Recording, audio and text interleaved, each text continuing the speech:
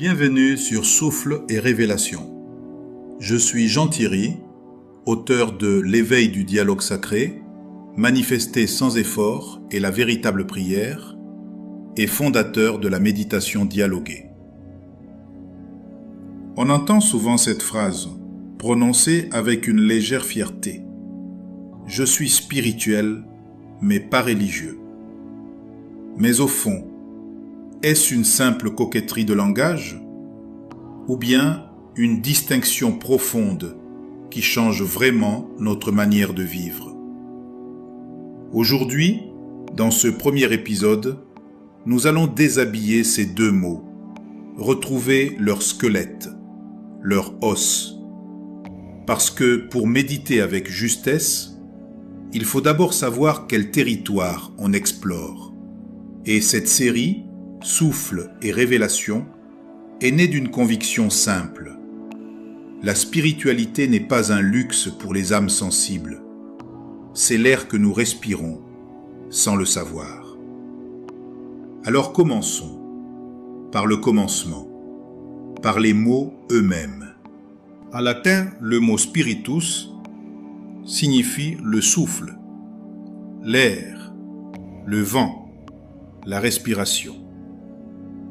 C'est de là que vient le mot spiritualité, et ce n'est pas anodin. Pensez-y un instant. Sans souffle, le corps est inerte. Il peut être beau, habillé, bien rangé dans un cercueil, mais il est mort. La spiritualité, c'est donc ce qui donne vie à notre conscience, ce qui la fait respirer, ce qui la fait se mouvoir de l'intérieur. Et remarquez bien ce mot, de l'intérieur, parce que c'est là le point fondamental. La spiritualité est une démarche intrinsèque. Comme la respiration, personne ne peut respirer à votre place. Votre médecin peut vous donner un masque à oxygène. Votre prêtre, votre imam, votre rabbin peuvent vous guider, vous instruire. Mais l'acte de respirer, lui, il vous appartient. Il vous appartient entièrement. La spiritualité, dans son essence brute, c'est cela. C'est l'émerveillement silencieux devant un coucher de soleil, quand le mental se tait pour la première fois depuis des heures. C'est la sensation étrange et lumineuse d'unité dans une méditation profonde, où vous ne savez plus très bien où vous finissez et où le monde commence. C'est le moment où un enfant naît et où quelqu'un dans la salle pleure sans savoir pourquoi. Ces expériences, elles ne demandent ni baptême, ni bar mitzvah, ni diksha. Elles surviennent, elles surprennent, elles transforment. Et maintenant, laissez-moi vous poser une question.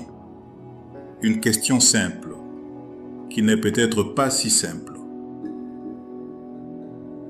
En ce moment même, vous respirez. Avez-vous décidé de le faire? Avez-vous ce matin au réveil pris la décision consciente de faire entrer l'air dans vos poumons? Non, cela s'est fait sans vous, ou plutôt sans votre ego.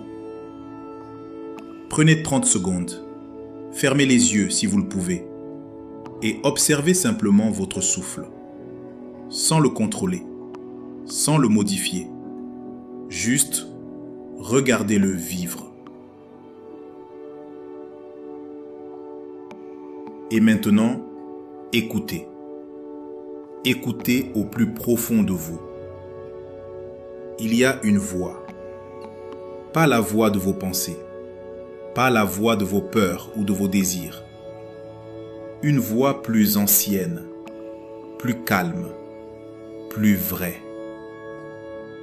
Et cette voix dit, ce n'est pas ton ego qui respire. Il ne sait pas comment faire. Tes poumons, ils ne dirigent pas ta respiration. Ils ne la contrôlent pas. Ils la reçoivent. c'est moi qui souffle en toi. C'est moi qui maintiens le rythme. C'est moi qui suis là avant même que tu te souviennes de chercher. Voilà ce qu'est la spiritualité dans son noyau le plus pur.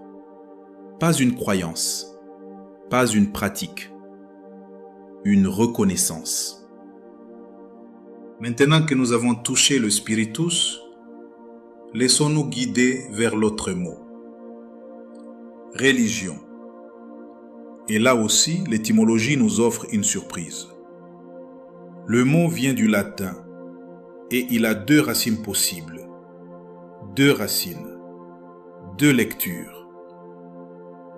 La première, religare, relier, attacher, lier. La seconde, relegere, recueillir, relire avec soin, revenir sur. Ces deux mots dessinent déjà une tension intérieure à la religion elle-même. D'un côté, le lien social, relier les hommes entre eux, relier l'homme à une tradition, à une communauté, à une mémoire partagée. De l'autre, le recueillement intérieur, relire les textes sacrés avec soin, revenir à ce qui a été transmis, méditer sur la parole reçue. Voyez-vous la nuance ?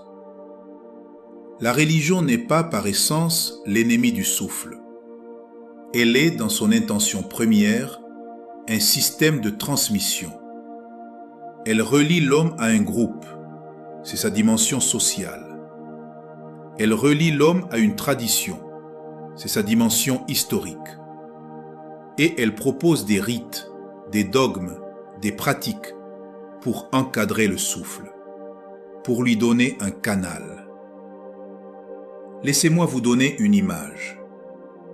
Si la spiritualité est le courant électrique, invisible, puissant, indompté, alors la religion est le câble et l'interrupteur. Le câble est utile. Sans lui, le courant ne va nulle part. Il se dissipe dans l'air. Mais, et c'est là le point crucial, il ne faut pas confondre le plastique du fil avec l'électricité elle-même. Le câble n'est pas le courant. La carte n'est pas le territoire. Le rite n'est pas l'expérience. Et c'est précisément quand on oublie cette distinction que la religion peut se refermer sur elle-même, devenir une cage au lieu d'être une porte. Alors, où se situe la méditation dialoguée dans tout cela ? C'est une pratique qui vous invite à contourner le penseur, ce mental toujours occupé, toujours en train de commenter, de juger, de planifier, pour laisser quelque chose de plus profond remonter à la surface. Pas des idées sur Dieu, pas des croyances, pas des dogmes, mais une voix intérieure, un dialogue, une présence qui répond. Elle est l'expérience directe, le spiritus, structurée par une pratique régulière, le religare, mais sans dogme imposé de l'extérieur. Pour résumer ce que nous venons de traverser ensemble, la spiritualité, c'est le souffle lui-même, brut, direct, personnel, intime. Personne ne peut vous le donner, personne ne peut vous l'enlever. La religion, c'est le système qui tente de transmettre ce souffle, de le préserver, de le partager à travers le temps. Elle peut être une porte magnifique ou une cage bien décorée. La différence, elle ne tient pas aux institutions, elle tient à vous, à ce que vous cherchez vraiment en entrant dans la pièce. La personne qui entre à l'église pour trouver Dieu dans le silence est plus proche du spiritus que celle qui médite chaque matin pour nourrir son ego spirituel. Le contenant n'est pas le problème, l'authenticité de la démarche, voilà le vrai critère. Dans le prochain épisode, nous irons plus loin avec une image que j'aime profondément, la carte et le territoire. Pourquoi la carte n'est jamais le terrain et comment ne plus confondre les deux dans sa vie spirituelle. D'ici là, une invitation simple. Ce soir ou demain matin, prenez 3 respirations conscientes, 3 seulement. Et pendant ces 3 respirations, laissez venir cette question. Qui respire en moi en ce moment? Pas besoin de réponse. La question suffit. Elle est déjà une prière. Merci d'être là. Merci de chercher. Merci de respirer. À très bientôt sur Souffle